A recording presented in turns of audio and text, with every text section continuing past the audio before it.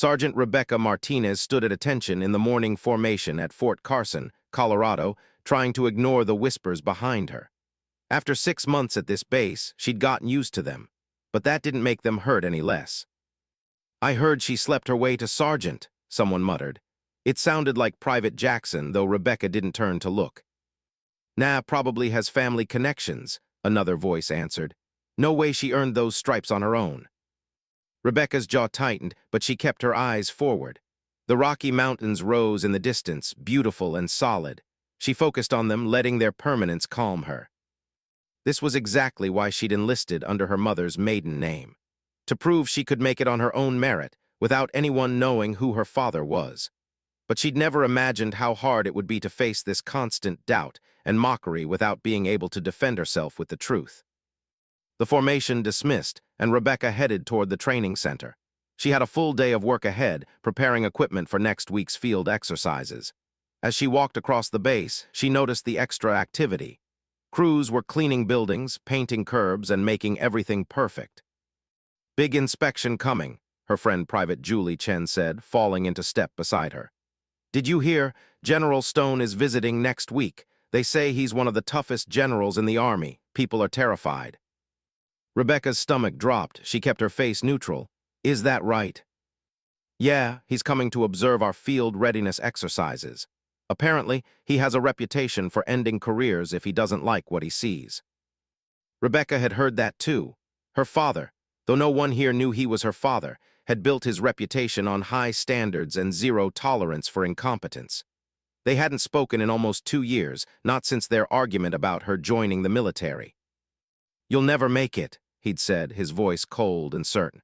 "You think you want to serve, but you have no idea what it really takes. You're not cut out for this life, Rebecca."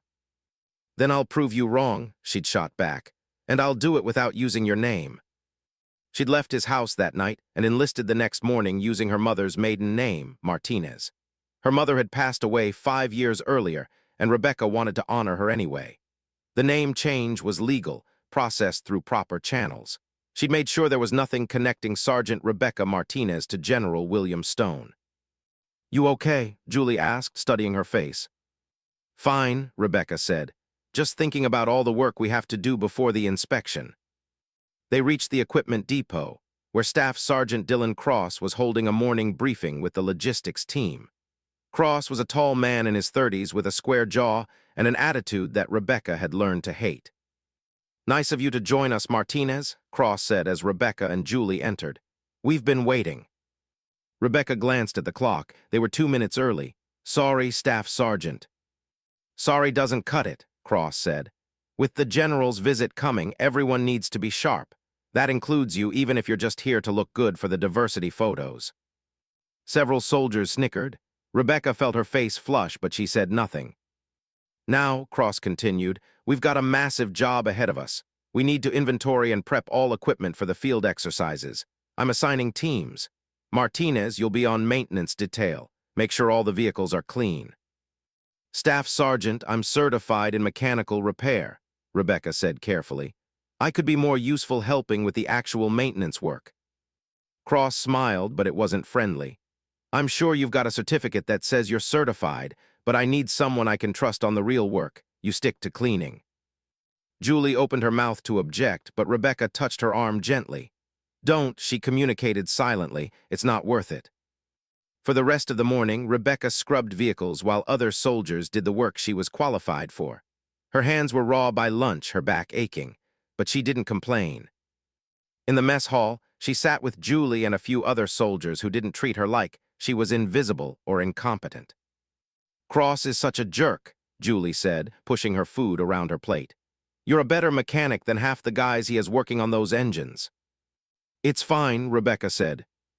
"It's not fine, it's discrimination." "Maybe, but reporting it won't change anything. It'll just make me look weak, like I can't handle the pressure." "Or it'll hold him accountable," Julie argued. Rebecca shook her head. "I didn't join the Army to file complaints. I joined to prove I could do the job, so that's what I'm going to do." What she didn't say was that she'd grown up watching her father's career, watching how women in the military were treated.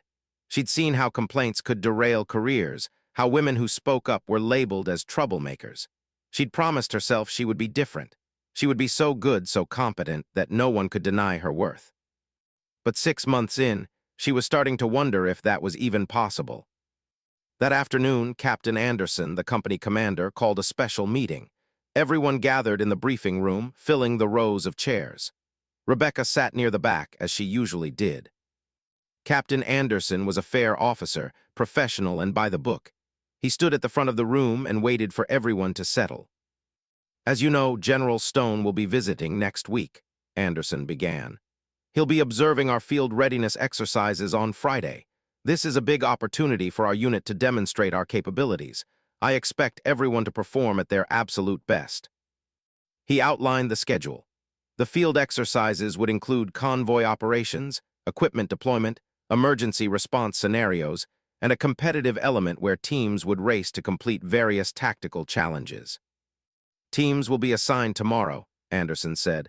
Performance will be evaluated individually and collectively. The general will be watching everything, so I need you sharp and professional. After the briefing, Rebecca overheard Cross talking to a group of soldiers near the door. Just make sure Martinez isn't on my team, he was saying. Last thing I need is deadweight when the general is watching. Think she'll even make it through the exercises? Someone asked. Doubt it, Cross said. Women like her always find some excuse. Medical issues, equipment problems, whatever. She'll find a way to avoid showing what she can't do. Rebecca walked past them without reacting, though her hands were clenched into fists at her sides. Julie caught up with her outside. This is your chance, Julie said. The field exercises. You can show everyone what you're really capable of. If they give me the chance, Rebecca said. Make them give you the chance. That evening, Rebecca sat in her small quarters and looked at the photograph she kept hidden in her desk drawer. It showed her at age 12, standing beside her father in his uniform. They were both smiling. That was before her mother got sick, before everything fell apart, before the arguments and the distance grew between them. I'll prove you wrong, Dad, she whispered to the photo. I'll prove I do have what it takes. She just hoped she'd get the opportunity before he arrived and discovered what she'd done. The next morning, team assignments were posted. Rebecca scanned the list and found her name assigned to Team 3. The team leader was Staff Sergeant Cross. Perfect, she thought bitterly, just perfect. But she squared her shoulders and decided it didn't matter. She would perform her duties excellently regardless of who was leading her team. She would show everyone, including her father, even if he didn't know he was watching his own daughter, that she belonged here. She had no idea that within 1 week, everything would change, that her secret would be exposed in the most dramatic way possible, and that her father's stare would freeze an entire room into stunned silence. But that moment was coming, and it would change everything. The next 3 days were brutal. Staff Sergeant Cross seemed determined to make Rebecca's life as difficult as possible during the preparation for the field exercises. He assigned her the heaviest equipment to carry. He gave her the longest shifts. He criticized everything she did, even when she did it perfectly. And through it all, Rebecca kept her head down and her mouth shut, determined not to give him any excuse to remove her from the exercises. You're too slow, Martinez, Cross said on Wednesday afternoon as Rebecca secured cargo in a supply truck. My grandmother could move faster than you. Rebecca had actually finished 5 minutes ahead of schedule and Cross knew it. But she simply said, Yes, Staff Sergeant, I'll work faster. See that you do. That evening, Julie found Rebecca in the gym, running on the treadmill long after most soldiers had called it a day. You're going to burn yourself out before the exercises even start, Julie said, climbing onto the treadmill next to her. I need to be ready, Rebecca said, breathing hard. I need to be better than ready. I need to be perfect. Why, Julie asked. Why does this matter so much to you? Rebecca wanted to tell her. She wanted to explain about her father, about the argument, about the need to prove herself without his name or influence. But she couldn't risk anyone finding out. If the connection to General Stone became known, everything she'd worked for would be meaningless. I just need to prove I belong here, Rebecca said finally, to myself. Friday morning arrived cold and clear. Rebecca woke before dawn, her stomach tight with nerves. Today was the day. The field exercises would begin at 0800 hours, and General Stone would arrive at 0900 to observe. Rebecca dressed carefully, making sure her uniform was perfect. She checked her gear 3 times. When she reported to the staging area, she was ready. Captain Anderson addressed all the teams, outlining the day's events. There would be 4 major challenges: a timed equipment deployment, a navigation course, an emergency response scenario, and a final competitive challenge that would test everything they'd learned. General Stone will be arriving during the second challenge, Anderson said. I expect complete professionalism. Make me proud. Rebecca's team lined up with the others. Cross looked at each of them, his eyes lingering on Rebecca with obvious doubt. Listen up, Team 3, he said. We're going to win today. I don't accept second place. Everyone pulls their weight or they answer to me. Clear. Yes, Staff Sergeant, they chorused. The first challenge began. Teams had to deploy a field communications station, requiring them to transport heavy equipment, set up generators, establish satellite links, and run diagnostics. Everything was timed. Rebecca threw herself into the work, using every bit of her training and natural aptitude. She'd always been good with technology, something her father had never appreciated. He'd wanted her to pursue a civilian career, something safe and respectable. Martinez, you're on cable management, Cross ordered. It was arguably the least important job, but Rebecca took it. She worked quickly and efficiently, routing cables perfectly and ensuring every connection was secure. While she worked, she noticed that Corporal Davis was struggling with the satellite alignment. Davis, she called quietly, adjust the azimuth 5 degrees west. You're off target. Davis looked at her skeptically but made the adjustment. The signal locked immediately. How'd you know that? He asked. I'm good with this stuff, Rebecca said simply. Their team finished the first challenge in 3rd place. Not bad, but Cross was clearly unhappy. We should have been first, he grumbled during the brief break between challenges. Someone was slowing us down. He looked directly at Rebecca, even though she'd completed her tasks faster than anyone else on the team. The second challenge was the navigation course. Teams had to navigate to 5 checkpoints in the training area using only maps and compasses. No GPS allowed. Halfway through this challenge, a convoy of vehicles arrived at the observation area. Rebecca's heart started pounding. Even from a distance, she recognized the flags on the lead vehicle. General Stone had arrived. Rebecca forced herself to focus on the navigation course. She couldn't think about her father right now. She had a job to do. But Cross was distracted by the general's arrival. He kept looking back toward the observation area, clearly nervous. And when you're distracted during navigation, you make mistakes. Staff Sergeant, Rebecca said carefully, I think we need to head more northwest. That checkpoint should be. I know where we're going, Martinez, Cross snapped. I don't need a woman telling me how to read a map. They walked in the wrong direction for 10 minutes before Cross finally admitted they were lost. By the time they found the correct checkpoint, they'd fallen to 6th place. Cross was furious, and he blamed Rebecca. If you hadn't distracted me with your comments, I would have navigated correctly, he said. Rebecca wanted to point out that she'd tried to help, that he'd ignored her correct advice. But she said nothing. The other team members looked uncomfortable but didn't speak up for her. The third challenge was the emergency response scenario. A simulated casualty situation where teams had to provide first aid, secure a perimeter, and call for evacuation while under time pressure. Rebecca had extensive first aid training, more than most of the team, but Cross assigned her to perimeter security, the simplest job. She watched in frustration as Corporal Williams struggled to properly bandage the simulated wounds on the training dummy. He was doing it wrong, wasting precious time. Cross, Private Chen from Team 5 called out as he passed. Why isn't Martinez doing the medical work? Everyone knows she aced the advanced first aid course. Because I make the assignments on my team, Cross shot back. They finished 4th. Cross was getting angrier with each challenge. The final challenge was announced, a competitive obstacle course combined with equipment assembly. Teams would race through a course, collecting parts along the way, then assemble a complete field radio at the finish line. First team to successfully assemble a working radio won. All the teams gathered at the starting line. Rebecca could see the observation area clearly now. Several officers stood there, but one figure stood out. General William Stone, her father, watching the proceedings with his characteristic stern expression. Rebecca's heart ached. It had been so long since she'd seen him. He looked older, more gray in his hair, but his posture was still ramrod straight, his presence still commanding. Did he ever think about her? Did he regret their argument? Did he wonder where she was? "Team's ready," Captain Anderson's voice rang out. Rebecca pushed all thoughts of her father aside and focused. "Go." The teams rushed forward. The obstacle course was challenging. Walls to climb, trenches to cross, rope bridges to navigate. And at each station there was a component they needed to collect for the final radio assembly. Rebecca's team moved fast. Cross led them aggressively, pushing everyone hard. Rebecca kept pace easily, her physical conditioning excellent from all those extra hours in the gym. At the fourth obstacle, a tall wall that required a team assist to climb, Rebecca was the first one over.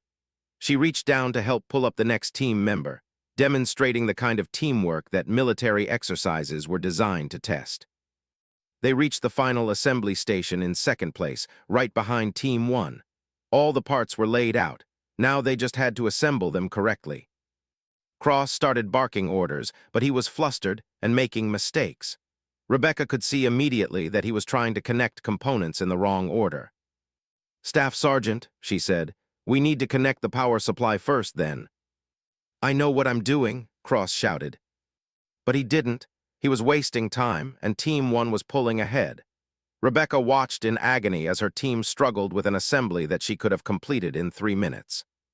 Finally, Cross threw down a component in frustration. "Nothing's working."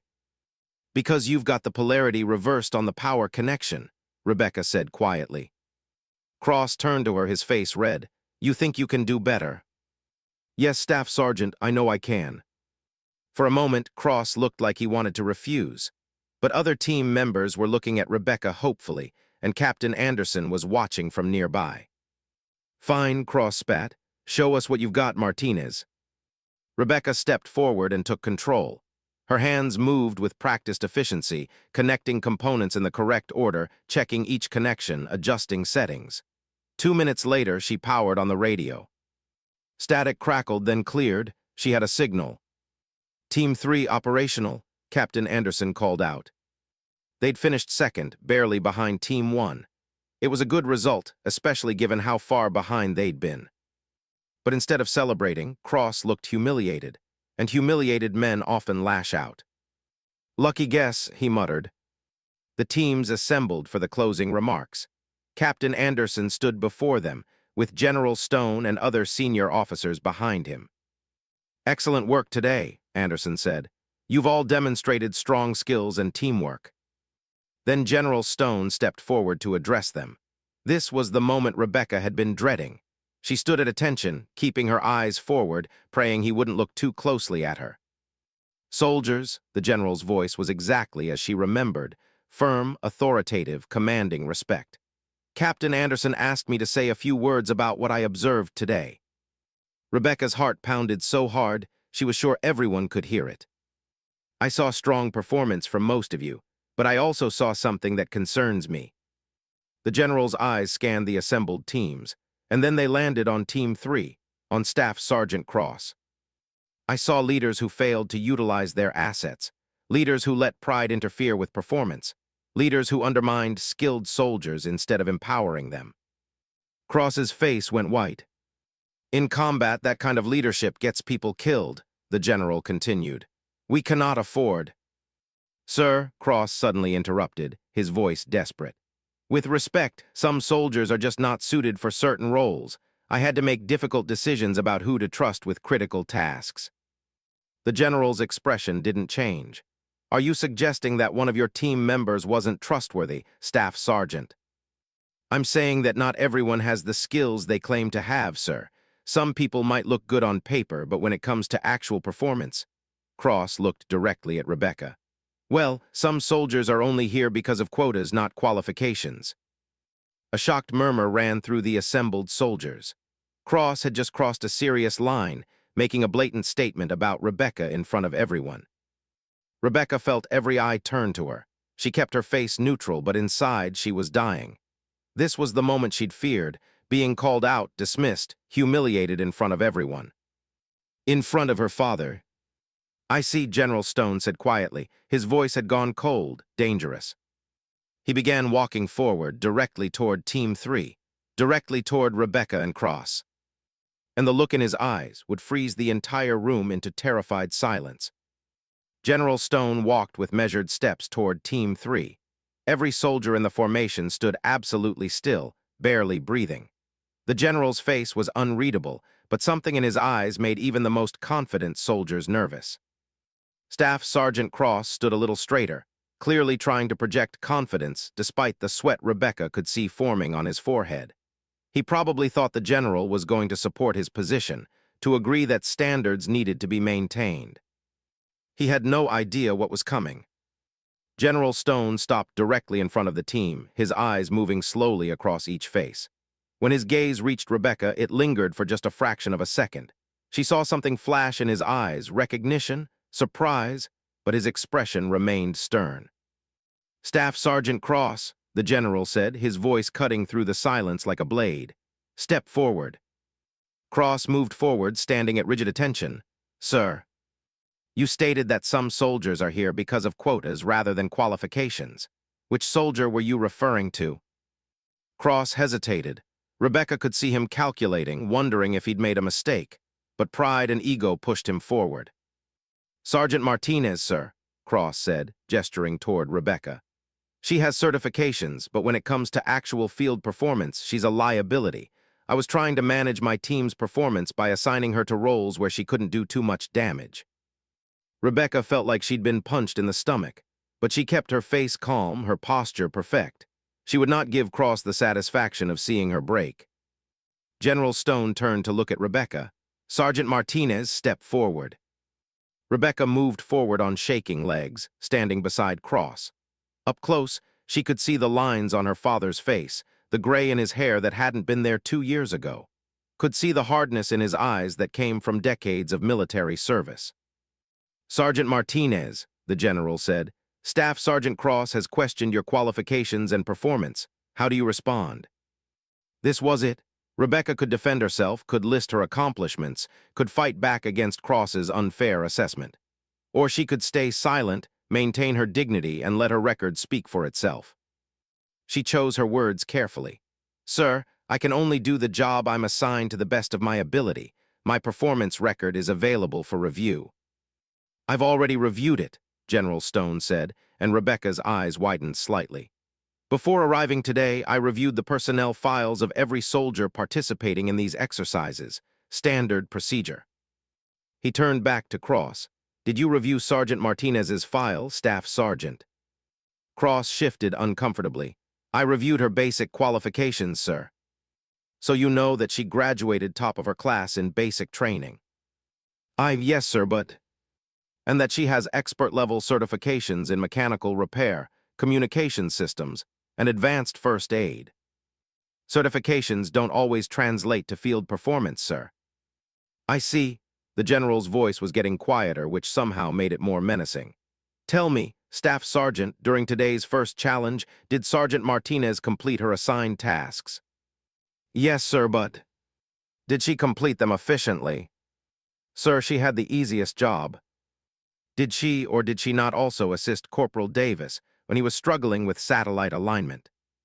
Cross's jaw tightened. "I didn't see that, sir." "I did," the general said. "I was watching, just as I was watching during the navigation course when Sergeant Martinez correctly identified your error and you ignored her." The silence was absolute. Every soldier was staring at the confrontation unfolding before them. "Sir," Cross said, his voice strained, "I was trying to maintain my authority as team leader if I let soldiers question my decisions." "There's a difference between questioning authority and providing accurate information," General Stone cut him off. "A good leader knows the difference. A good leader uses every asset available. A good leader doesn't let personal bias compromise mission success." Cross's face was bright red now.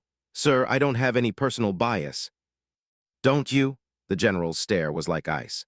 "You assigned your most qualified communications expert to cable management. You assigned your best navigator to perimeter security. And when your team was failing the final challenge, you only allowed Sergeant Martinez to help when you had no other option." He stepped closer to Cross. And even after she successfully completed the task you dismissed it as a lucky guess. That's not leadership, Staff Sergeant. That's ego. And in combat, ego kills. Rebecca stood frozen, unable to believe what she was hearing. Her father was defending her, publicly, forcefully, without knowing who she really was. Or did he know? General Stone turned to address the entire formation. Let me be clear to everyone here. The United States military cannot afford to waste talent because of prejudice or narrow-mindedness. When we dismiss qualified soldiers because they don't fit our preconceived notions of what a soldier should look like, we weaken ourselves. His voice rang out across the field. I don't care if a soldier is male or female, black or white, tall or short. I care if they can do the job. I care if they have the skills, the dedication, and the courage to serve. Everything else is noise. He looked back at Cross. You failed as a leader today, Staff Sergeant, not because your team finished second, but because you prevented them from finishing first. Your prejudice held them back.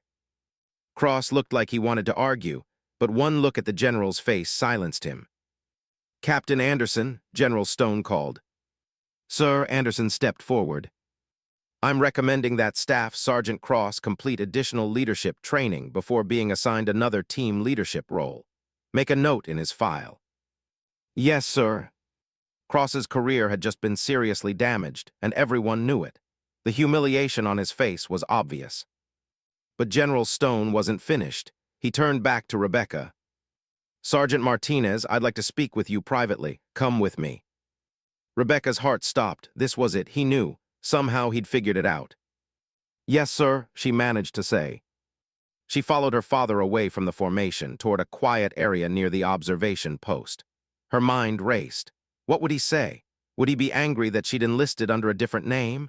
Would he feel betrayed? Would he still tell her she wasn't cut out for military service?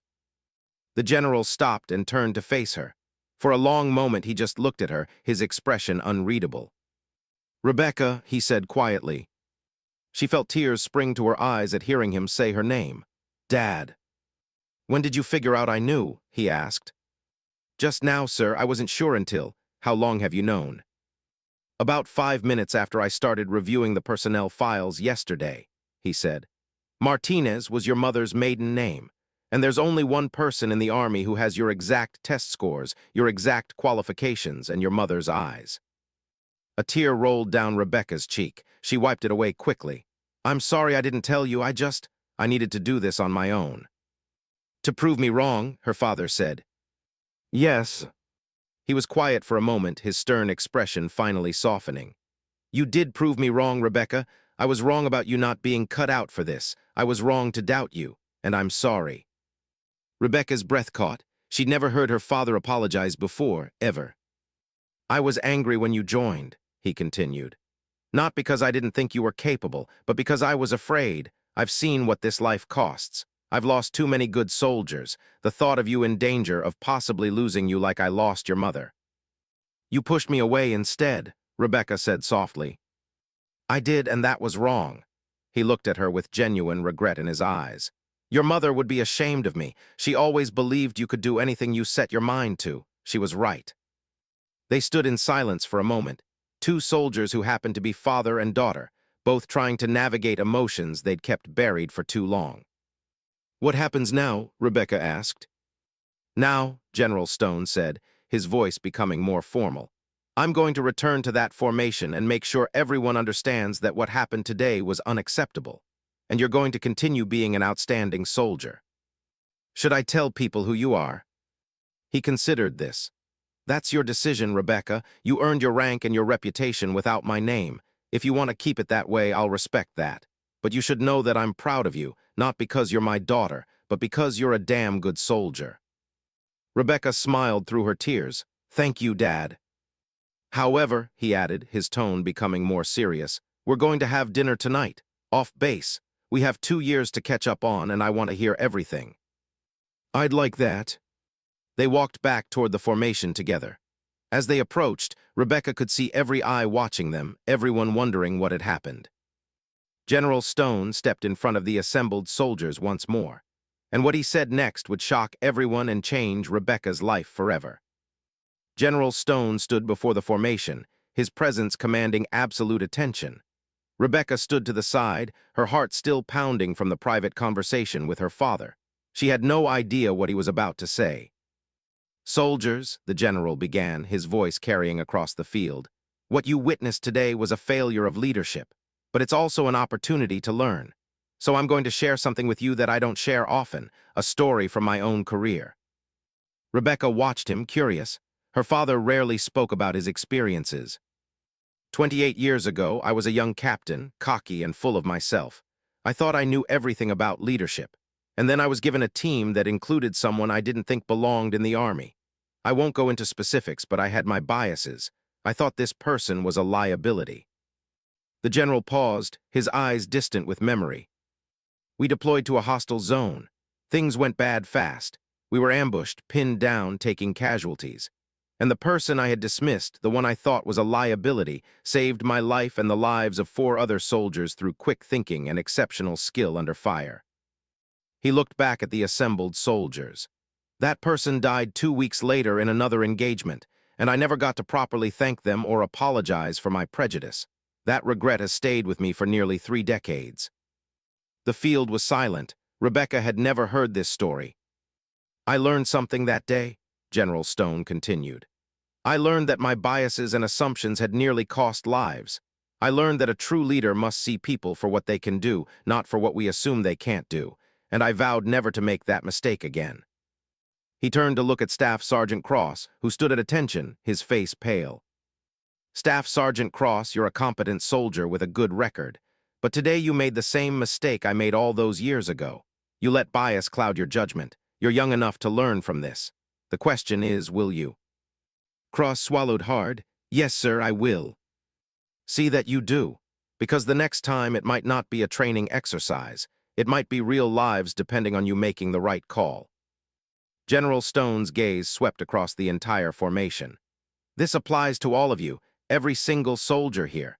Check your biases at the door. Trust in training, in proven ability, in demonstrated skill, not in your assumptions about who belongs and who doesn't." He gestured toward Rebecca. "Sergeant Martinez demonstrated exceptional competence today, despite being actively undermined by her team leader. She corrected navigational errors, assisted with technical issues, and successfully completed a complex assembly under time pressure. These are facts, not opinions." Rebecca felt her cheeks flush as every eye turned to her. "What you don't know," the general continued, and Rebecca's heart skipped a beat, "is that Sergeant Martinez could have made today much easier for herself. She could have revealed certain information that would have guaranteed her better treatment and immediate respect." "No," Rebecca thought, "Dad, please don't." "But she chose not to," the general said, "because she wanted to earn her place based on merit, not connections. That choice, that integrity, is what makes her an exceptional soldier." He was doing it. He was going to tell them. Rebecca braced herself. "Some of you may wonder why I'm investing so much attention in one sergeant's treatment," General Stone said. "Some of you may think I'm being overly sensitive or political, so let me be clear about why this matters to me personally." The general's voice softened slightly. "Sergeant Martinez's mother was one of the finest soldiers I ever served with. She was smart, dedicated, and fearless. She saved my life once, a long time ago. When she left the military to start a family, I missed having her expertise and friendship." Rebecca's eyes widened. That part was true. Her mother had served with her father early in both their careers. But he was framing it differently, protecting her secret while still explaining his interest. "Before she passed away several years ago," the general continued, "she asked me to look out for her daughter if she ever chose to serve. She made me promise to ensure her daughter would be judged on her own merits, not on her mother's reputation or any other factor." Tears filled Rebecca's eyes. Her father was honoring her choice to remain anonymous while still defending her. "So yes," General Stone said, his voice becoming firm again, "I take a personal interest in ensuring Sergeant Martinez is treated fairly. Not because of who her mother was, but because a good soldier asked me to, and because she deserves it based on her own record." He looked at Cross again. "Staff Sergeant, do you understand why your behavior today was particularly disappointing to me?" Cross nodded stiffly. "Yes, sir, I failed to honor a fellow soldier's service and sacrifice." "That's right. Sergeant Martinez's mother served this country with honor, and her daughter is doing the same. Your job as a leader is to enable that service, not hinder it. I understand, sir. It won't happen again. General Stone nodded. See that it doesn't. He turned to Captain Anderson. Captain, I'm cutting my visit short, but before I leave, I want to commend you on the quality of soldiers in your unit. Despite some leadership issues, the overall performance today was excellent. Thank you, sir, Anderson said. The general looked at Rebecca one more time, and she saw the love and pride in his eyes that he couldn't express publicly. Then he turned and walked toward his waiting vehicle. The formation was dismissed. For a moment, everyone stood in stunned silence. Then soldiers began talking in hushed voices, processing everything they'd just heard.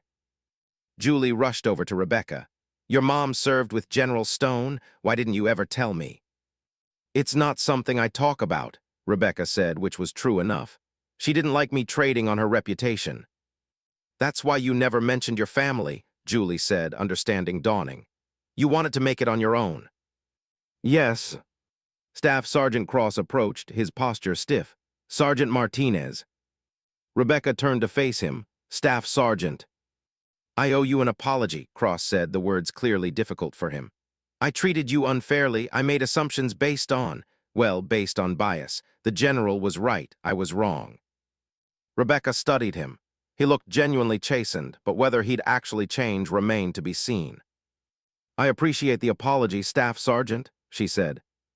If you want to request a transfer to another team, I'd understand, Cross said. Rebecca thought about it. She could transfer, start fresh with a new team leader, but that would feel like running away. No, sir, she said. If you're willing to actually utilize my skills appropriately, I'd like to stay on Team 3. Cross looked surprised. You sure? Everyone deserves a chance to learn and improve, Staff Sergeant, including you. Cross nodded slowly. Thank you, Martinez, I'll do better. Over the next few hours, Rebecca noticed a shift in how people treated her. Soldiers who'd ignored her before now nodded respectfully. Conversations stopped being hushed when she approached. Some even sought her out to ask technical questions about the equipment challenges. The story had spread quickly. General Stone himself had defended her. The general had a personal connection to her family. She'd proven her competence under pressure. People saw her differently now. But the irony wasn't lost on Rebecca. It had taken a man, her father, publicly defending her before others would acknowledge what she'd been demonstrating all along. That evening, Rebecca changed into civilian clothes and drove to a small restaurant in Colorado Springs, where her father had said he'd meet her. She found him already there, sitting in a quiet corner booth, also in civilian clothes. For the first time in 2 years, they were just Rebecca and William, daughter and father. Hi, Dad, she said, sliding into the booth. Hi, sweetheart, he said, and his voice was warm in a way it hadn't been in years. They ordered food and then just looked at each other for a moment. I can't believe you knew who I was this whole time, Rebecca said. Yesterday you reviewed the files and just knew. I'd know you anywhere, he said simply. You look so much like your mother, and when I saw your test scores, your qualifications, I knew. No one else has that exact combination of skills and strengths. You got your mother's technical aptitude, and I'd like to think some of my strategic thinking. Why didn't you say something immediately? Because I wanted to see who you'd become without my interference. I wanted to watch you work to see if you really had what it takes. He smiled. And you do, Rebecca, you absolutely do. You were wrong, you know, Rebecca said.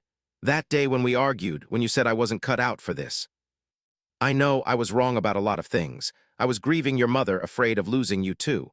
I said things I didn't mean. You meant them at the time. Maybe, he admitted. But I was wrong, seeing you today, watching how you handled yourself under pressure, how you dealt with Cross's bias and still performed excellently. Your mother would be so proud. I'm so proud. Rebecca felt tears welling up again. I missed you, Dad. I missed you too, so much. He reached across the table and took her hand. Can we start over? Can we try again? I'd like that. They spent the next 3 hours talking. Rebecca told him about the last 2 years, about basic training, about her assignment to Fort Carson, about the challenges she'd faced. He told her about his career, about the missions he could discuss, about how he'd thrown himself into work after she left because he hadn't known how to fix what he'd broken. What happens now? Rebecca asked as dinner wound down. Do I tell people who you are? Her father considered this carefully. That's entirely your choice, but my advice, keep doing what you're doing. You've built a reputation as Sergeant Rebecca Martinez based purely on your own merit. That's something to be proud of. You don't need my name. But people might find out anyway. They might, he agreed. And if they do, you can handle it. You've already proven you can handle anything. What about Cross? What if he doesn't really change? Some people learn, some don't, but you've set the standard now. He knows the whole base knows what happened. He knows I'm watching. If he continues to let bias affect his leadership, his career is over. Rebecca nodded. I can work with that. Besides, her father added with a slight smile, something tells me you won't have to deal with him much longer. Captain Anderson is smart. He saw what happened today. I expect you'll be getting new opportunities soon. He was right. 2 weeks later, Rebecca was offered a position training new recruits on communication systems. It was a role that used her actual skills and expertise. She accepted immediately. 3 months after that, she was promoted to staff sergeant.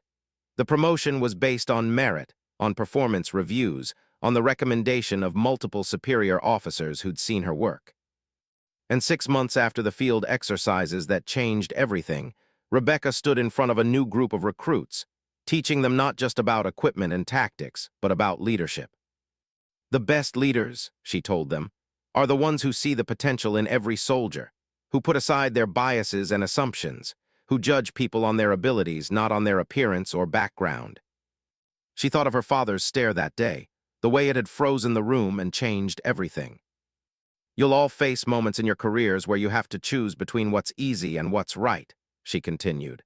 Between going along with bias or standing against it, those moments define who you are as soldiers and as leaders. After class, one of the recruits approached her, a young woman who'd been dealing with mockery from some of the male recruits. Staff Sergeant Martinez, she said quietly, thank you for what you said today about seeing people's potential. Rebecca smiled at her. What's your name? Private Johnson, ma'am. Private Johnson, let me tell you something. There will always be people who underestimate you, who think you don't belong, but you don't need their approval. You just need to do your job excellently. The rest will follow. Yes, ma'am, I'll remember that. As the recruit walked away, Rebecca thought about her journey, about starting as the mocked and dismissed Sergeant Martinez, about her father's public defense and private reconciliation, about the respect she'd earned through skill and perseverance. The jeers had stopped cold when her father's stare froze that room. But the real victory had come before that moment and continued after it. In every task she completed excellently, every challenge she overcame, every time she proved that she belonged. Her father had defended her that day, but she'd already been defending herself through her actions, her competence, her integrity. That evening, Rebecca's phone rang. Her father called her every week now, their relationship rebuilt and stronger than ever. How was your day, sweetheart? He asked. Good, Dad, really good. I had a young recruit today who reminded me of myself. You'll be a good mentor to her. You know what it's like. I do. Your mother would be so proud of you, Rebecca. I wish she could see the soldier you've become. Me too, Dad, me too. After the call, Rebecca looked at the photo on her desk. The one of her and her father from years ago, both in uniform now, taken at a recent military ceremony. They were both smiling, the distance between them finally closed. The path hadn't been easy. She'd faced mockery, bias, and doubt. She'd hidden her identity and fought twice as hard to prove herself. But she'd emerged stronger, respected, exactly where she belonged. And the jeers that had once filled the room had been replaced by something far more valuable. Earned respect, genuine pride, and the knowledge that she'd proven herself on her own terms. The general's stare had frozen the room that day. But Sergeant Rebecca Martinez's competence, courage, and integrity had earned her a permanent place in it. And that made all the difference.